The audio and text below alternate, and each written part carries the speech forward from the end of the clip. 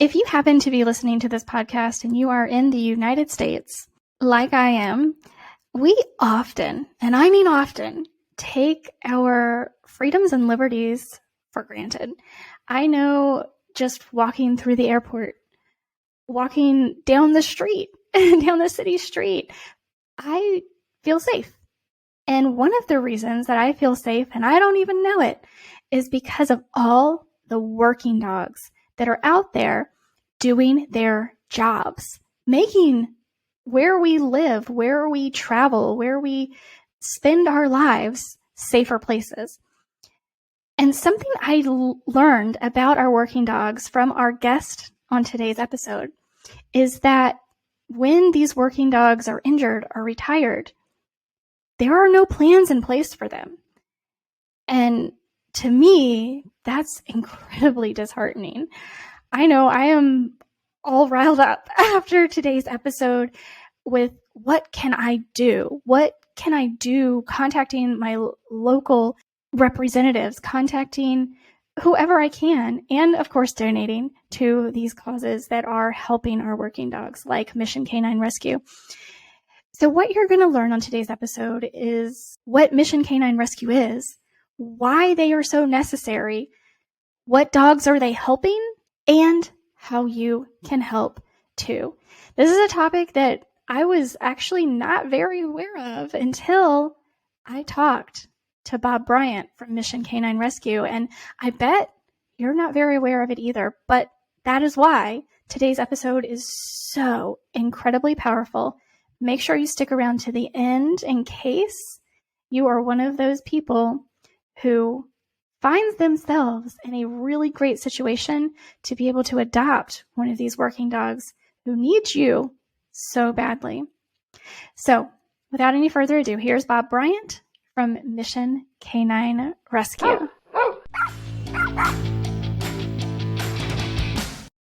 Have you tried training methods that just didn't work? Do you feel that your pet is not getting his or her nutritional needs met? Are illnesses and bad behavior your daily norm? You're going to want to join me on the Pet Parenting Reset, where you'll hear interesting and informative interviews and get solutions to all your pet problems. I'm your host, Jessica L. Fisher.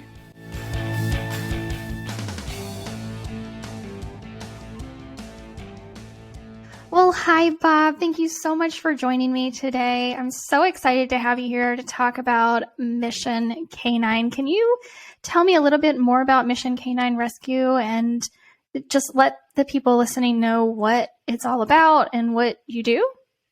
I'll give you the 2-minute elevator speech. Okay. Mission Canine Rescue is a United States-based 501c3 nonprofit. We're located out of Houston, Texas.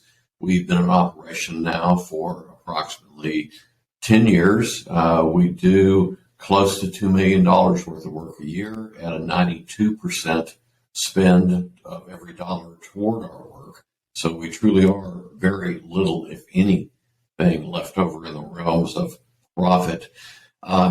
Since 2013, we have rescued military working dogs, contract working dogs, Customs and Border Patrol dogs, TSA dogs, and police canines, and some other interesting work breeds that actually they search citrus orchards for diseased trees.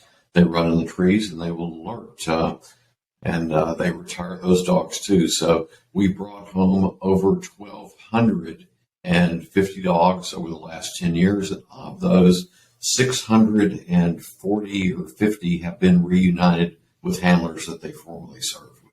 Well, that's awesome. That's actually one of the questions I had, because I know a lot of social media posts I see about working dogs, whether it's a police dog or a military dog, their handler, the handler that they have, because sometimes they have multiple handlers, when they're retiring, or maybe if they're injured and they have to retire because of that handler generally, what I see, wants to keep them. So I'm sure there's some hoops you have to go through to do that, but I'm glad to hear that some of them do get to stay with their handlers. Well, actually, the military A working dog in the military can have up to 5 handlers in its career.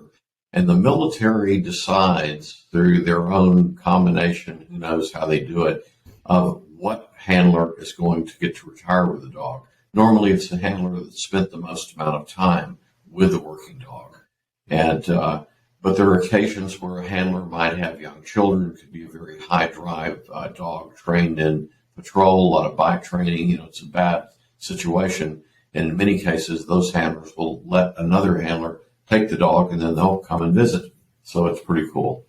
So when you're talking about working dogs, just so our listeners understand the difference, because there are like these dogs, well, first of all, we all know dogs are absolutely incredible. So they kind of run the gamut of things they do, all from, there are dogs that are, therapy dogs that go into nursing homes and hospitals and schools, and all the way up to like our military working dogs and our police dogs who are doing some incredibly courageous things.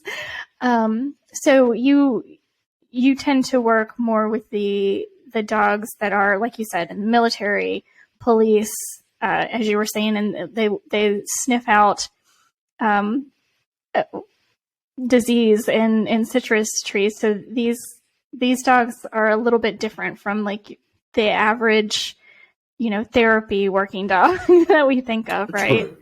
These dogs literally train like athletes all their lives. They have a drive to work that's just incredible, and you're very fortunate to be able to see one in action. They're able to do just amazing things with their nose, and that drive doesn't go away when they retire. They still have it. They still want to find things. I have a crazy German Shepherd that's been retired for 3 years now, and he likes nothing better than finding tennis balls and occasionally marijuana and methamphetamine in our local parks. That's always a thrill. I bet that is a little bit more than a thrill. So when I think of our working dogs, I have not been in that area of rescue work that you're in. So I personally need a little education, and I'm sure our listeners do too. I know the therapy type working dogs, I have had some instances being able to work with from a health coaching perspective, because even in these cases of, therapy dogs in a school, that seems like a really benign kind of easygoing job for a dog. But in all reality, it is actually very stressful for them.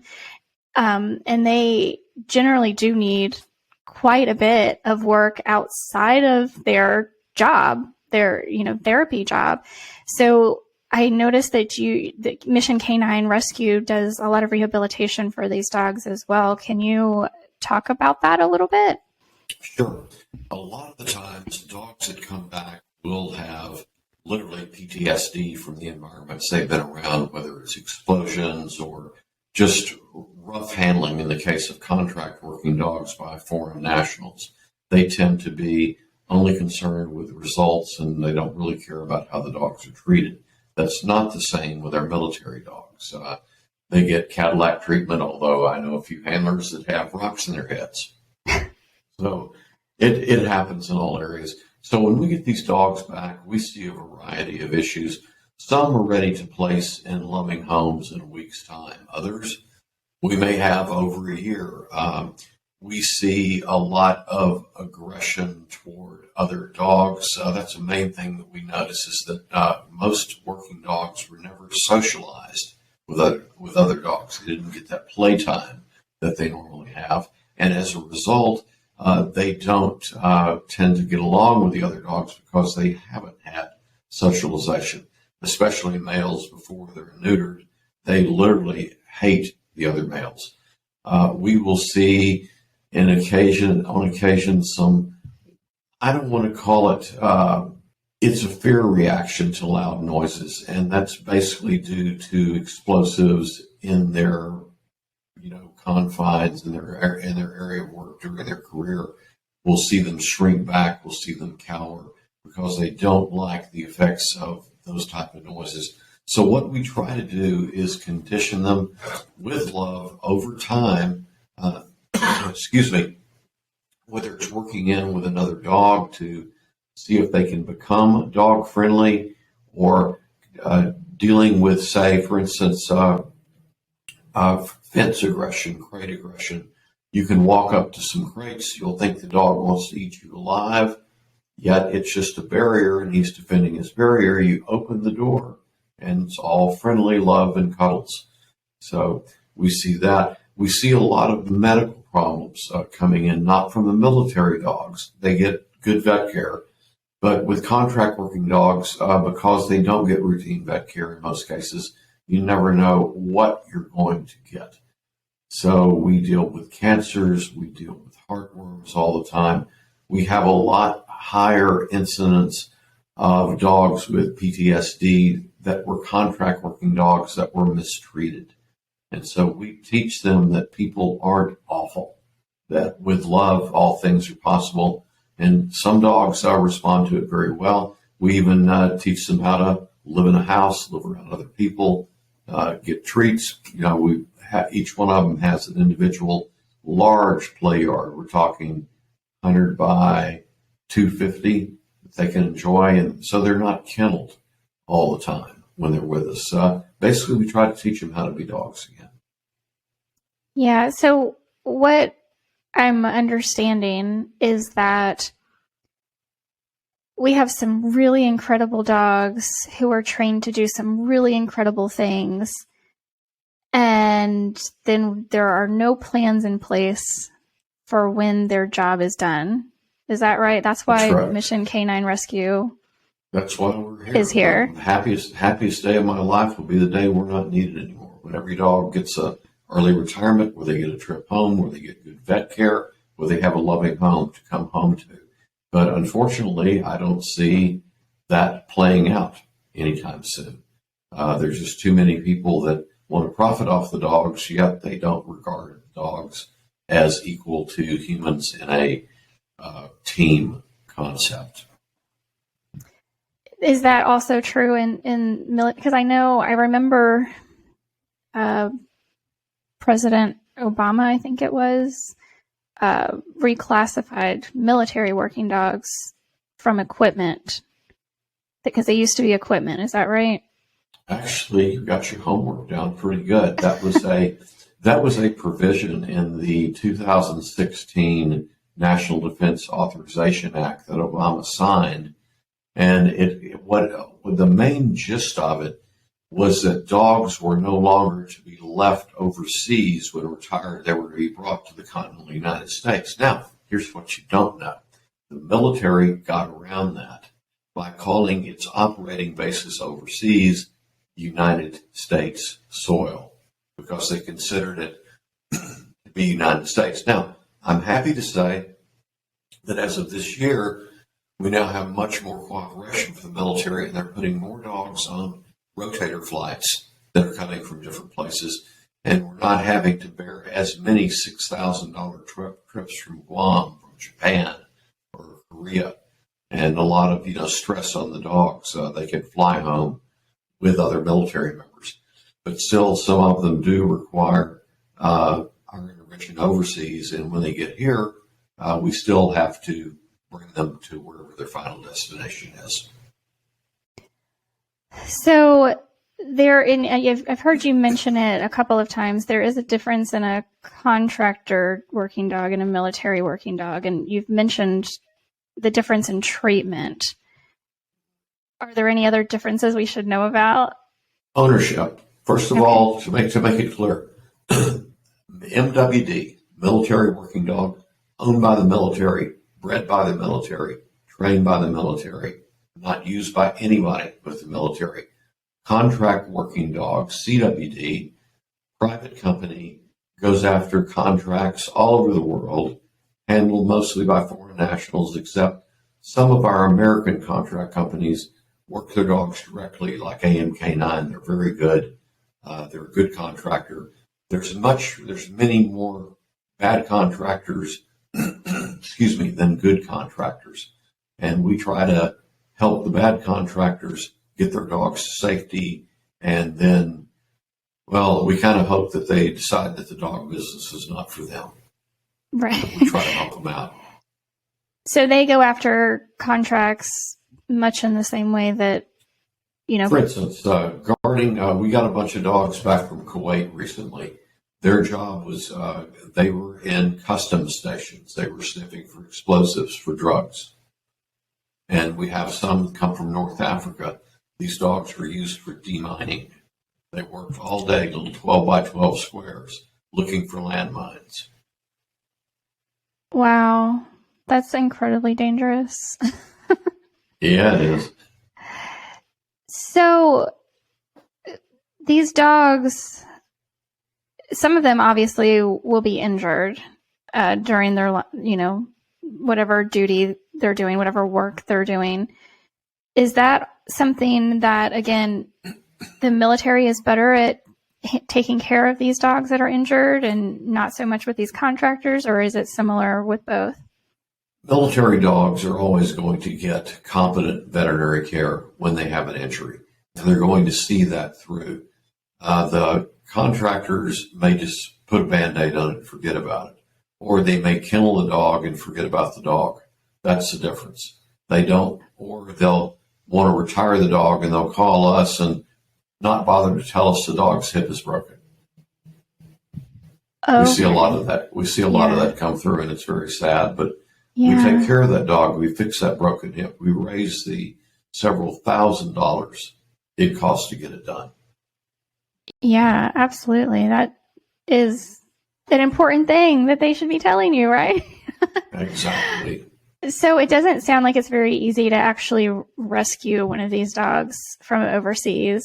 Even if it is, even the military dogs, it sounds like it's getting a little bit easier because this year they're bringing more of them back home to the United States, to what we know as the United States. But it's not super easy. And I would imagine, are there other organizations like Mission Canine Rescue who are out there trying to help these dogs? We are the largest of the organizations that does this. There are a couple of small ones that take a few dogs here and there. We have a good counterpart called Hero Paws in the United Kingdom. We work with them. They adopt their UK dogs out over there. We've helped them. We've had a couple of adoptions over here. Very interesting folks. But there is a local, another small rescue operates out of Pennsylvania that takes in some contract dogs. And do you think there is room that we need more organizations like Mission Canine, or we need to help Mission Canine to expand? Are there like a lot of dogs that are not receiving this type of care, rehabilitation, rehoming? I don't want to pretend to tell you that we're the only one that knows about this work, but I will tell you that we are probably the most qualified in doing this work from our leadership. I mean, we have handlers and veterinary techs in leadership positions that have worked with these dogs now for 13 plus years. We need to grow. We need to be able to extend our capacity to handle more dogs, because when you get a level of success in your work, people seek you out and they want to give you more dogs. We have a lot of police departments reaching out to get rid of problem dogs. And what I'm trying to convince these police departments is have a plan in place for the care of your problem dogs if you get one. If you can't adopt it, we can't take a dog that's got 5 bites on its record and confidently adopt that dog out. It would be a liability risk. And so, what happens to those otherwise good dogs that have had poor training? We want the local governments to provide for their needs whenever possible. But I would say every other day we have someone wanting us to take a dog. So it never stops. The only thing that forces our hand is our capacity at the time. So now I'm generally not one for big government, but unfortunately it sounds like forcing people to take responsibility for what they have. These dogs are sentient beings, and they matter.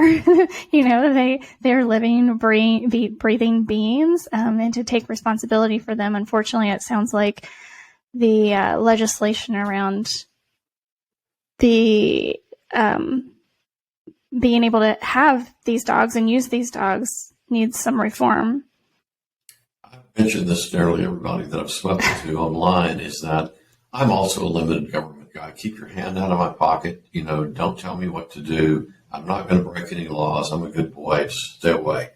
But with the contract dogs, they don't have a voice. And I'd very much like to see everybody writing their representative saying, hey, contract working dogs being worked anywhere in the world need a ticket home, and they need veterinary care funding and proper nutrition while they're working.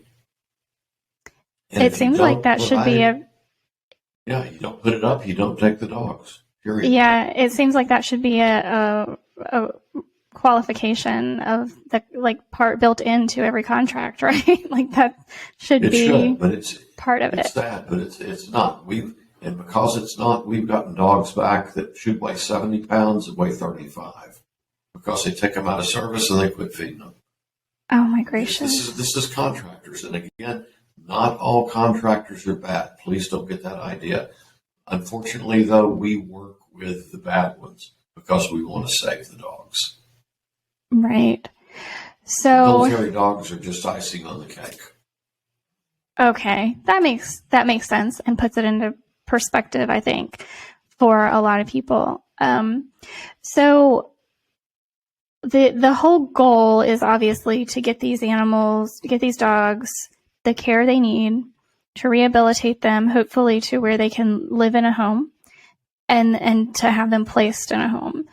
Do I understand that right? Dogs into environments and homes that are suited for their nature. And what I want people to know about that, if I can just expand on it, we want adopters that can afford the cost of veterinary care. If you don't want to take the dog to the vet, if you can't afford it, please don't apply to adopt. These senior dogs cost a lot of money to have, and they need care. Also, if you've got 4 dogs in your household or 2 or 3, maybe think twice about applying, because it's going to be a long time with a dog that may or may not be reactive to one of your pets. And also, if you work all the time, if you're not home, if you don't have time during the day to stimulate that dog, please get a lazy dog that wants to sleep on the couch. A Belgian Malinois will eat your house if it's bored. So we don't want to contribute to boredom and house eating. Yeah, these are definitely very special dogs, so we need special homes for them. So when you do bring these dogs back home to the U.S., do you have a foster network? How does that work? The rehabilitation process? We will foster some dogs that require specific medical treatments, say heartworm treatments. They really need foster care. We have some good people we count on that will do that, and we're always interested in people close enough to that we can touch that can take care of that. For normal dogs, though, we don't do foster care because we need to know the nature of the dog, and we need to put it through our rehab process, and fosters just aren't in a position to do that. So is it so you have a facility? Is that? Yes. We have a 5-acre facility in Magnolia, Texas. We call the Veteran Canine Ranch. We house around 60 dogs there. We have a kennel tech and kennel master, and also a veterinary technician on site, as well as a team of good kennel techs that take care of the dogs, stimulate them, play with them, and that way we get to know their nature. We don't have to second guess it. Okay. So it sounds like, in addition to, people like me who are putting the word out there and letting people know about your organization and know what's going on, and in addition to contacting our representatives, our local representatives, and letting them know that we care about this issue and that we as a government do need to do more to protect our working dogs, regardless of whether they're military working dogs or contractor working dogs. Mission Canine Rescue specifically is in need of what? Funds and adopters? Anything Everybody, else? the nature of a nonprofit organization is to do this, stick their hand out and ask for money. We try to do right by our donors. I have many donors tell me if I had known how much help was really needed, I would have given more. They just didn't realize what we go through with these dogs. And while we're not all about money, it takes money to run the train. None of us travels first class. None of us stays in fancy hotels. We don't sit in leather chairs. My two partners, two very fabulous females, Kristen and Louisa, they run the roads with these dogs. They drive these dogs in vans all over the country. They sleep in roadside parks, and they love what they do. And I have to remind them, you got to slow down. You got to take some time for you, because they literally work themselves to death as a result. But with more funding, we will be able to accommodate more dogs and get more dogs out of bad situations. And we're not the type of organization that constantly begs for money in every post. We'll tell you how you can give in every post, but it's not going to be some emotional, oh, here's poor Benji, he's going to die if he doesn't get surgery post. But I'll tell you what, when we need money, and I'm about to do a fundraiser for medical bills, we've spent over $50,000 so far just in this new year since January 1st on necessary veterinary care, and we need to replace those funds so we can keep paying it forward. And also we have some military dogs coming home from Korea. We've got one that needs to go to Spain to its handler. None of this stuff is free. So yes, funding is always a good thing. And just people sharing who we are and what we do is awesome, and we appreciate that. Of course. Yeah, that's so important because, the more people that know about you, the more opportunity that you do have for people to donate, because it is so important. And is there anywhere on the website where are there, maybe templated emails that people can use to contact their local representatives? There are not, but that's not a bad idea, and I could certainly consider doing that. We've had people just kind of do it on their own, but tell you what, that's not a bad idea. I'll put some language together and make that available. Yeah, because I know that I am one of those people that will not hesitate to contact my local representative for something that is important and meaningful to me, and having the right verbiage to do so versus just shooting off an email saying, this is important to me and you need to do something about it, can be very helpful. And the reality is that we do pay a lot of taxes to our federal government, and making them responsible for, the cost of bringing these animals home. And I obviously this doesn't necessarily include the contractor dogs, but the cost of bringing them home or the cost of getting them to their handler, their final destination, doesn't seem like it's like a little drop in the bucket, right, to what the military spending is. And what we'd really like to see happen with both military and contract working dogs is vet care for life from their work, from their employers that work them to whatever point they were retired at. And it's the right thing to do. There needs to be a Medicare, basically, for working, a VA for working dogs. Yeah. Whether they're contract or not. I mean, we had a dog, my dog Oreo, military working dog that served in Iraq, over $20,000 to treat a very rare cancer. I didn't have any help with that. It was out of pocket. And we can't pay bills for adopted dogs, so it's kind of on the adopter. And that's why we wish that the contractors in the military had some sort of stipend for military dog care and contract working dog care. Yeah, and it seems like that would be really easy to implement, even with these contract dogs. if it were just part of the requirement of the contracts. It seems like it would be, pretty easy to implement, but getting people to do it, right? That's the hard part. It's a dance of the dollars. Right, exactly.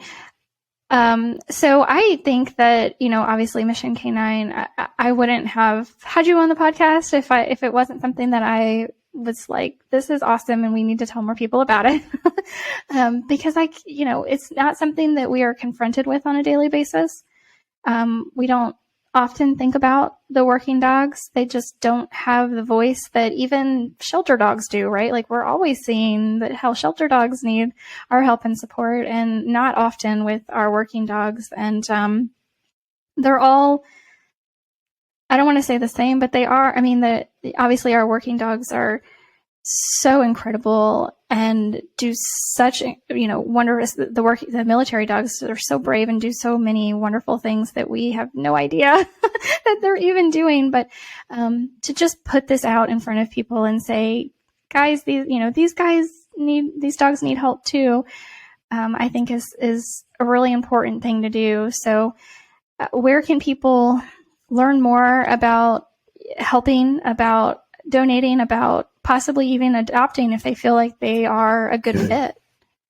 Let's talk about the learn more first. One of the best places they can see what's going on now is on our Facebook page, and that's just on Facebook under Mission K9. If they'd like to donate, they can go to our website, which is missionk9rescue.org. And between the two, lots of stuff to read, lots of information. And what is if somebody does think that they would be a good fit and wanted to adopt one of these dogs, is that also through the website? Sorry, I glossed right over that one. But yes, when you're on the website, you'll see up at the top menu an adopt link. There is a full page that lists all the parameters and requirements related to adoption, and then our adoption application, which is powered by PetStablished software. And from there, our coordinators will review the application and they will schedule interviews to those people that are a good fit for dogs in our care. It can be a quick adoption, or it can take months to find the right home for some dogs. So we ask that people that want to adopt, that they be patient, especially if they have other dogs in their care. And is adoption available to anyone in the continental United States? Absolutely. Awesome. So I think we've talked about a lot and given people a lot to think about that they might not have even known they needed to think about.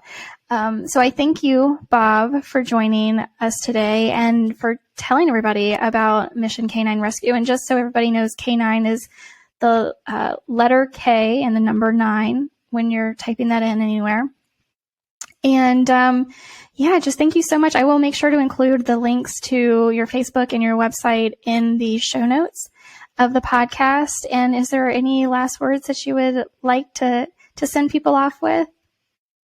Just, if you enjoy the things you have today, if you enjoy the security you have, thank a working dog. They're working at all our ports, trying to keep us safe from every kind of bad stuff that's out there. And thank you, Jessica. Thank you so much for listening to today's episode. Make sure that you're following the show so you never miss an episode. And please take a moment to rate the show on your podcast app.